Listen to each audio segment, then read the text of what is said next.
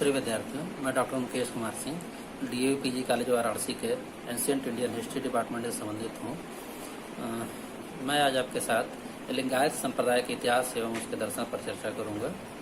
यह topic MA second semester के religion group के स्टूडेंट्स के लिए है। लिंगायत संप्रदाय शैव धर्म के अंतर्गत विकसित एक उसका उप संप्रदाय है। शैव धर्म के जो जितने भी संप्रदाय हैं, धार्मिक संप्रदाय, उसमें उसके उत्तरवर्ती संप्रदायों में लिंगायत संप्रदाय की गणना होती है और यह शैव धर्म का एक सुधारवादी संप्रदाय है। केवल शैव धर्म का ही नहीं, यह भारत के जितने भी धार्मिक संप्रदाय एक तरीके से माने जाए प्राचीन भारत में विकसित, उसमें सबसे एक उग्र सुधारवादी संप्रदाय कहा जाएगा। और इसने सामाजिक जीवन में समानता और धार्मिक जीवन में रूढ़िवाद को दूर करने के लिए एक विशिष्ट प्रयास किया और उसका यह प्रयास जो प्राचीन काल से शुरू हुआ और वर्तमान समय तक चल रहा है।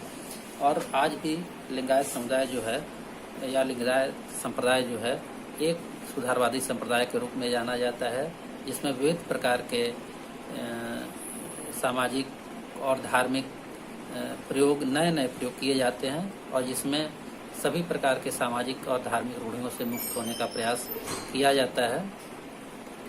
इस संप्रदाय का जो इतिहास है ऐसी मान्यता है, इसमें 3 प्रकार की मान्यता मुख्य रूप से सामने आती हैं कि इस संप्रदाय के स्थापना भगवान शिव ने की थी। तो ये तो शैव धर्म से संबंधित सभी संप्रदायों के संदर्भ में कहा जा सकता है, क्योंकि सभी संप्रदाय जो है शिव को अपना मूल गुरु, मूल आचार्य या परम संस्थापक मानते हैं और उनके ही नेतृत्व में या उनकी भक्ति में अपने धर्म को आगे बढ़ाते हैं। तो शिव तो सभी शैव संप्रदायों के मूल आचार्य हैं ही। इसके बावजूद 2 परंपराएं हैं। एक परंपरा मानती है कि 5 आचार्य थे, पंचाचार्य जिसे कहा जाता था, उन्होंने लिंगायत संप्रदाय को संगठित किया।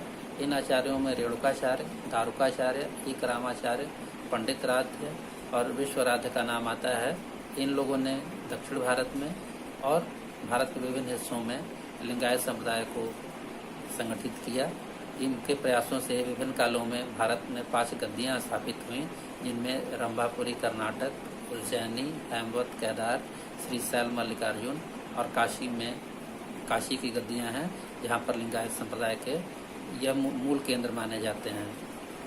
वैसे लिंगायत संप्रदाय जो प्राचीन काल से ही दक्षिण भारत और पश्चिम भारत में विशेष रूप से प्रभावी रहा और जो वर्तमान के जो कर्नाटक, आंध्र प्रदेश और महाराष्ट्र राज्य हैं, इन क्षेत्रों में लिंगायत संप्रदाय की पहुंच ज़्यादा रही या उसके अनुयायी ज़्यादा रहे। इस संबंध में एक और बात यह महत्वपूर्ण है कि लिंगायत संप्रदाय को वीर शैव संप्रदाय के नाम से भी जाना जाता है। दोनों में हालांकि कुछ भेद है, लेकिन आमतौर पर ऐतिहासिक साहित्य में दोनों को समानार्थक रूप में ही लिया जाता है। वर्तमान समय में इनमें कई उप समूह बन गए हैं। इन दोनों समुदायों में भी अनेक उप समूह बन गए हैं, लेकिन ऐतिहासिक साहित्य में दोनों को समानार्थक के रूप में लिया जाता है और दोनों ही जो इनके धार्मिक साहित्य है उसका समान रूप से विश्वास करते हैं। तो हम यहाँ पर दोनों को हम एक ही मानकर इस परंपरा को एक मानेंगे। तो अब हम आते हैं कि लिंगायत संप्रदाय को संगठित करने में पंचाचार्यों के अलावा बसवाचार्य की भूमिका अत्यंत महत्वपूर्ण मानी जाती है। बसवाचार्य या बसवेश्वर गुरु जी से कहा जाता है। इन्हें ही जो लिंगायत संप्रदाय के अनुयायियों की जो ज़्यादातर लोगों का मानना है, यही इसके मुख्य संगठन करता है और इन्होंने ही लिंगायत संप्रदाय को संगठित करने का काम किया। हालांकि दक्षिण भारत में नयनार भक्ति आंदोलन में सुधार के अनेक तत्व थे। उसी प्रक्रिया में बहुत से लोग लिंगायत संप्रदाय को भी देखते हैं, लेकिन बसवेश्वर ने लिंगायत व्यवस्था को, लिंगायत आचारों को, लिंगायत धार्मिक मान्यताओं को निश्चित रूप से एक नया रूप दिया और बाद में चलकर बसवेश्वर और उनके अनुयायियों ने इस परंपरा को एक वैज्ञानिक आधार प्रदान कर दिया, एक वैज्ञानिक व्यवस्था दे दिया। वो आज भी एक निश्चित आकार के और निश्चित व्यवस्था के अंतर्गत इस समूह के लोग मानते हैं। बसवेश्वर 12वीं सदी में कलचुरी शासक बिज्जल द्वितीय के दरबार में मंत्री थे और उनके मंत्री रहते समय ही उन्होंने शैव धर्म से संबंधित भक्ति आंदोलन और सामाजिक सुधार आंदोलन को आरंभ किया। उनकी कुछ सामाजिक और धार्मिक मान्यताएं थी, जिनका प्रचार प्रसार वे अपने क्षेत्र में करने लगे। इस संदर्भ में उनका बिज्जल के साथ मतभेद भी हुआ और आगे चलकर वे उससे अलग हो गए और अपना स्वतंत्र रूप से उन्होंने शिव भक्ति को अपना आधार बनाकर उसको आगे बढ़ाने लगे। आगे चलकर उनकी मृत्यु के बाद उनके भतीजे चेन्ना बसव ने इस प्रक्रिया को आगे बढ़ाया और उसके बाद से अनेक आचार्यों ने लिंगायत संप्रदाय में लिंगायत मूल्यों को आगे बढ़ाया। इन लोगों में सिद्धलिंगेश्वर, षडमुख स्वामी, मग्गयमयी देव, शिव योगी शिवाचार्य आदि लोगों का नाम आता है। बहुत से आचार्य हैं जिनकी भूमिका है, लेकिन इसमें बसवेश्वर और अक्क महादेवी को भी बहुत महत्वपूर्ण माना जाता है। इनके जो वचन हैं, इनका जो धार्मिक साहित्य है वो वचन साहित्य कहलाता है। उसमें इस संप्रदाय की मूल मान्यताएं निहित हैं, जिसके आधार पर ये अपनी बात आगे बढ़ाते थे। जिस कारण से बसवेश्वर और उनके जो धार्मिक आंदोलन से उनको महत्वपूर्ण माना जाता है, उसमें दो चीज़ें बहुत महत्वपूर्ण हैं। एक तो ये इन्होंने धार्मिक प्रक्रिया से अंधविश्वास को दूर किया और कहा कि भक्ति का एकमात्र आधार शिव की भक्ति है। हमें शिव को केवल हमेशा याद करना है और सही ढंग से, नैतिक ढंग से आचरण करना है। इसके माध्यम से ही हमारी मुक्ति संभव है। दूसरा ये आता है कि ये किसी प्रकार के सामाजिक भेद को नहीं मानते थे। समाज में जो, खासकर हिंदू समाज में या प्राचीन भारतीय समाज में जो विभिन्न प्रकार के श्रेणीकरण थे, जिस प्रकार की जो श्रेणियाँ बनी हुई थी, जैसे वर्णों के अंतर्गत ब्राह्मण, क्षत्रिय, वैश्य, शूद्र की जो श्रेणियाँ थी, नीच की जो भावना थी और विभिन्न प्रकार की जो जातियों का प्रसार था, उनके बीच जो अस्पृश्यता का जो भेद था, उसके ये खिलाफ थे। इनका मानना था कि मानव में किसी प्रकार का भेद नहीं होता है, कम से कम ईश्वर ने तो किसी प्रकार का भेद नहीं किया है और जो भेद पैदा किया गया है वह मानवों द्वारा है। और यदि हम ईश्वर के बातों पर विश्वास करते हैं या ईश्वर में भक्ति रखते हैं, तो हमें इसमें किसी प्रकार का भेद स्वीकार नहीं करना चाहिए। वे सभी के धार्मिक मुक्ति को संभव मानते थे। बसवेश्वर आचार्य सबकी धार्मिक मुक्ति को संभव मानते थे। उनका मानना था कि शिक्षा के द्वारा और सही के ज्ञान के द्वारा सभी लोग अपने आध्यात्मिक उत्कर्ष को प्राप्त कर सकते हैं और एक बेहतर सामाजिक जीवन जी सकते हैं। उनके इन विचारों का प्रभाव यह हुआ कि समाज के विभिन्न वर्गों के, जिन्हें पूर्व में वंचित वर्ग कहा जाता था, जैसे मूसी थे, नाई थे, कुमार थे, इनमें के अनेक लोगों ने अपने आध्यात्मिक अनुभवों को, उच्च आध्यात्मिक अनुभवों को प्राप्त करके वचन साहित्य में उनको जगह भी मिला और लिंगायत संप्रदाय में उनको माने काफ़ी महत्ता दी गई।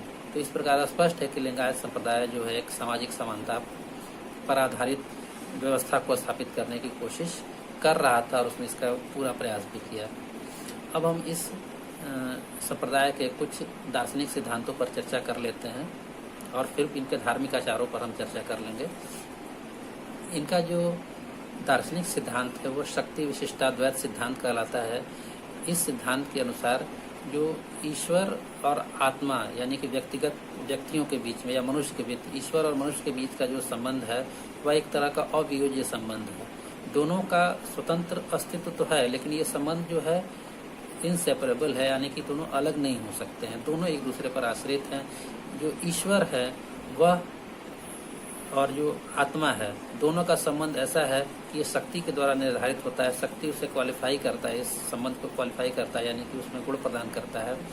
और व्यक्ति जो है, जब तक उसमें अज्ञानता रहती है, अविद्या रहती है, तब तक वह अपने को ईश्वर से भिन्न मानता है। लेकिन जैसे ही वह अपनी अज्ञानता को दूर कर लेता है, वह अपने को ईश्वर से अभिन्न मानने लगता है, यानी कि ईश्वर के साथ उसकी एकता स्थापित हो जाती है। यही प्रत्येक, एक तरह से मानिए तो प्रत्येक धर्म का मूल लक्ष्य होता है, और कि मनुष्य को उसकी मुक्ति मिल जाए, मनुष्य को उसका आध्यात्मिक उत्कर्ष मिल जाए। और लिंगायत भी इसी में विश्वास करते हैं कि हमें शिव के साथ अपने को तादात्म्य स्थापित कर लेना है। इसी के साथ हमारा जो जीवन का जो है मूल लक्ष्य प्राप्त हो जाता है। तो उनका जो दार्शनिक सिद्धांत है, इस दार्शनिक सिद्धांत यानी शक्ति विशिष्टता द्वैत के द्वारा इनका यह आध्यात्मिक उन्नयन पूरा हो जाता है। इस संबंध में उन्होंने 6 चरणों की बात की है। 6 चरणों वाला जो सिद्धांत है, षडस्थल जिसे कहा जाता है, सतस्थल या कहा जाता है, इसमें शिव के अलावा भक्त, महेश, प्रसाद, प्राणलिंग, शरण और ऐक्य, ये 6 अवस्थाएं हैं।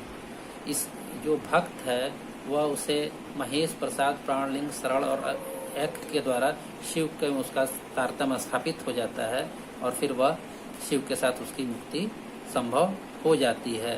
तो एक प्रकार से यह अभियुज्य संबंध ही है उनके दार्शनिक जीवन का मूल लक्ष्य है। इसके साथ ही हम शैव धर्म से लिंगायत संप्रदाय से संबंधित कुछ प्रमुख धार्मिक आचारों की बात करेंगे। इनके धार्मिक आचारों में अष्टावरण और पंचाचार का बड़ा महत्वपूर्ण स्थान है। ये दोनों ही जो व्यवहारिक धरातल पर है इस संप्रदाय के धार्मिक जो समानता की भावना है उसको स्पष्ट करते हैं। इन धार्मिक आचारों से ही स्पष्ट होती है। इन धार्मिक आचारों में पहले हम अष्टावरण पर आते हैं। तो आवरण एक तरीके का धार्मिक अस्त्र होता है, अर्थात कि इस अस्त्र के द्वारा ही हम अपने धार्मिक पथ पर अग्रसर हो सकते हैं, यानी कि अपने मोक्ष के पथ पर अग्रसर हो सकते हैं। इन अष्ट आवरणों में पहला स्थान जो है गुरु का आता है। गुरु का आवरण जो होता है, जो जीवन में सबसे महत्वपूर्ण होता है, लिंगायत संप्रदाय के अनुयायी मानते हैं। और भक्ति परंपरा में यह हम देखते भी हैं कि वहाँ पर गुरु को बहुत महत्ता दी जाती है। तो यहाँ पर हम गुरु जो होता है वह उसको, जो लिंगायत अनुयायी होता है उसको धार्मिक अंतर्दृष्टि प्रदान करने वाला होता है, उसका मार्गदर्शक होता है। वह लिंगायत धर्म की विशेषता अपने अनुयायियों के भीतर स्थापित करता है। इसके साथ ही वह किस प्रकार से अन्य धर्मों से अलग है लिंगायत संप्रदाय, इसके भाव भी उसके मन में वो बताता है कि किस तरह से हम अन्य धर्मों से अलग हैं, अन्य संप्रदायों से अलग हैं और किस तरह से हम लिंगायत संप्रदाय के साथ रहकर ईश्वर की भक्ति करते हुए, शिव की भक्ति करते हुए हम किस प्रकार से हम मोक्ष को प्राप्त कर सकते हैं। तो एक प्रकार से गुरु जो होता है वह अपने भक्त का या अपने शिष्य का आध्यात्मिक मार्गदर्शक होता है। दूसरा होता है लिंग।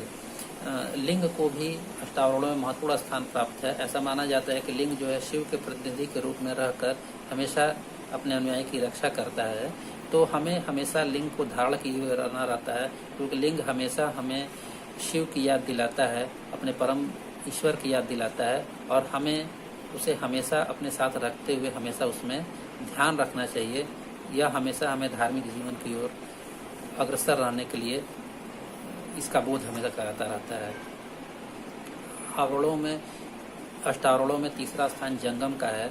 जंगम जो होता है वह व्यक्ति होता है जो कि लिंगायत संप्रदाय से संबंधित सिद्धांतों को और आचार और व्यवहारों को जनता के बीच, अपने अनुयायियों के बीच प्रचारित करता है, जा के लोगों को उसकी जानकारी देता रहता है।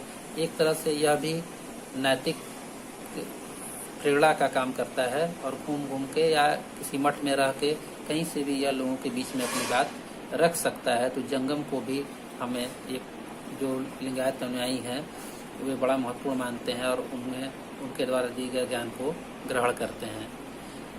जिन चीज़ों को धारण करने की बात लिंगायतों से की जाती है, अपेक्षा की जाती है, उनमें एक भस्म होता है। तो भस्म को बड़ा महत्वपूर्ण माना गया है, क्योंकि भस्म को भगवान शिव का प्रसाद मानते हुए उसे अपने शरीर के विभिन्न स्थानों पर धारण करना होता है। अपने हाथ पर, बाँह पर, माथे पर, शरीर के विभिन्न हिस्सों में ऐसा माना जाता है कि 15 ऐसे स्थान है जहाँ पर हम अपने इन भस्मों को धारण करके लिंगायत संप्रदाय के प्रति आस्थावान होने की बात हम कर सकते हैं। इसे भी महत्वपूर्ण स्थान प्राप्त है। इसके अलावा रुद्राक्ष को धारण करना भी लिंगायत संप्रदाय में महत्वपूर्ण माना जाता है। रुद्राक्ष को शिव के नेत्र से संबंधित माना जाता है और ऐसा माना जाता है कि जो लिंगायत अनुयायी हैं वे रुद्राक्ष को निश्चित रूप से धारण करेंगे।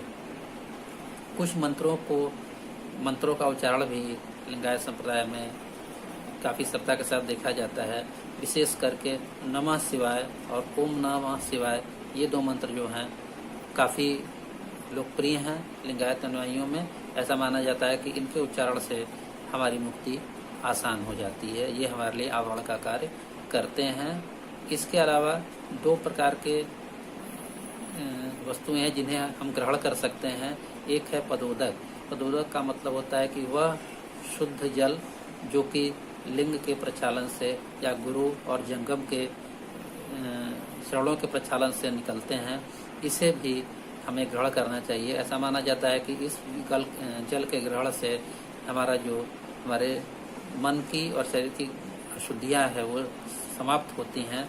इसको गुरु और शिष्य दोनों ग्रहण कर सकते हैं या ग्रहण करते हैं, लेकिन आधुनिक समय में इसको उतना महत्ता नहीं दी जाती है। लेकिन परंपरागत जो लिंगायत अनुयायी है, लिंगायत संप्रदाय के जो कठोर अनुयायी है या उसके जो पुराने अनुयायी, वो इसको मानते हैं कि ये पदोदक भी जो भी है ये एक महत्वपूर्ण है और इसे ग्रहण करना चाहिए।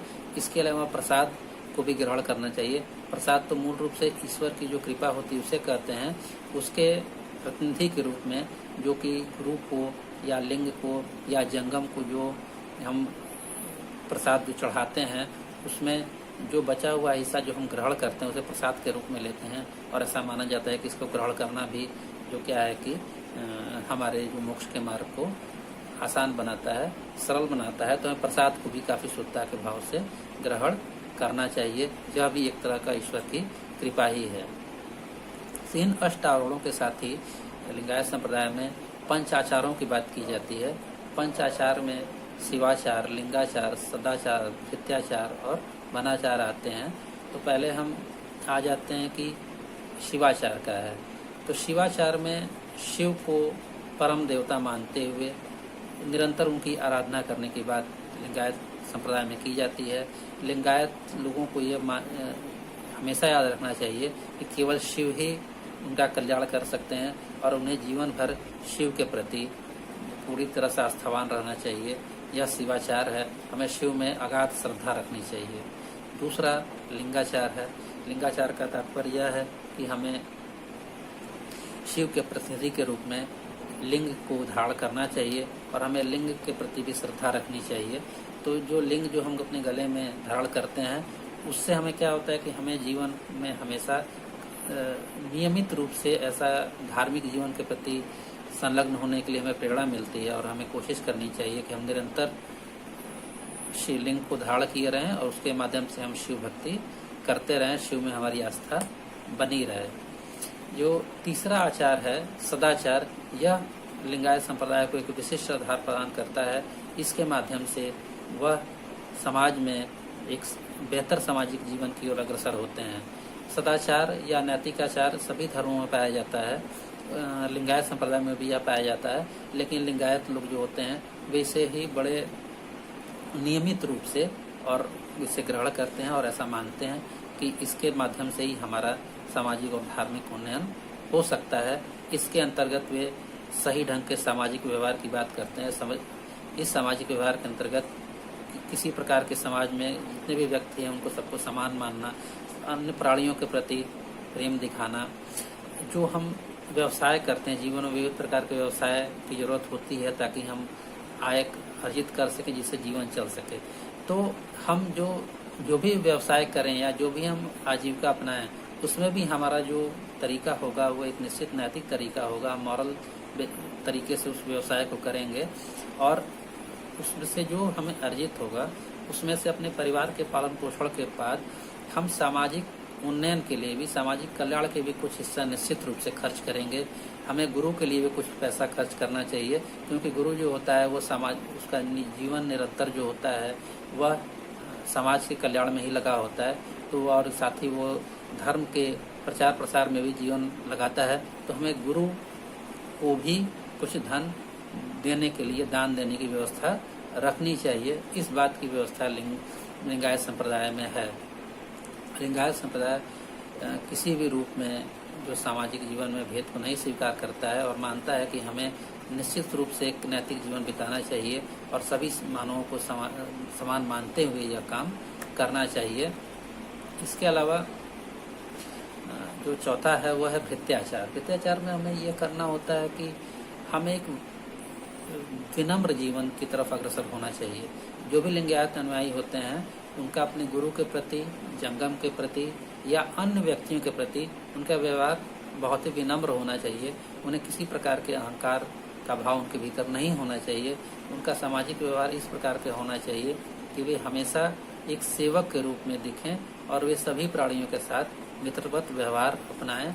किसी के साथ वो भेद न करें और किसी से कोई द्वेष न रखें, अर्थात कि विनम्रता उनके व्यवहार का प्रमुख अंग होना चाहिए।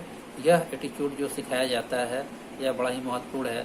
जो एक तरह से कहिए सामाजिक जीवन का, बेहतर सामाजिक जीवन का आधार है। इसके अलावा जो पांचवा है वह गणाचार। इसमें अंतर्गत लिंगायत लोग जो होते हैं वो सामाजिक कल्याण में विशेष रूप से संलग्न होते हैं। हम व्यक्तिगत रूप से हमारी जो पहचान है, लेकिन साथ साथ हमारी पहचान एक सामुदायिक रूप में भी है। तो किस प्रकार समुदाय का कल्याण हो, किस प्रकार से समाज का कल्याण हो, तो हमें अपने समुदाय के कल्याण के लिए, उसके बेहतरी के लिए, उसके विकास के लिए निश्चित रूप से संलग्न रहना चाहिए और उसके लिए जो भी हो सके हमें करना चाहिए। ये इनके जो लिंगायत संप्रदाय है उनके मूल विचार हैं, उनके दार्शनिक तत्व हैं। तो इस प्रकार हम देखते हैं, एक प्रकार से हम पाते हैं कि लिंगायत संप्रदाय निश्चित रूप से एक सुधारवादी संप्रदाय था। ये भले ही शैव संप्रदाय के अंतर्गत विकसित हुआ हो, लेकिन इसकी जो मूल भावना है एक बेहतर मानवतावादी धर्म की ओर अग्रसर होती है। यह मनुष्य के आध्यात्मिक और सांसारिक समस्या का एक तार्किक हल प्रस्तुत करता है। इसके साथ ही वह मनुष्य के धार्मिक और सामाजिक जीवन को किस प्रकार से सरल बनाया जा सकता है इसकी भी बात करता है। वह समाज में और धर्म के भीतर किसी प्रकार के रूढ़ियों की बात नहीं स्वीकार करता है। उसका मानना है कि हमें निश्चित रूप से एक समानतापूर्ण व्यवहार के लिए अग्रसर होना चाहिए और निश्चित रूप से हम यदि एक इस प्रकार के नैतिक जीवन को बिताएं तो मनुष्य को एक संतोषपूर्ण जीवन निश्चित रूप से मिल पाएगा, ऐसा इन लोगों का मानना है। धन्यवाद।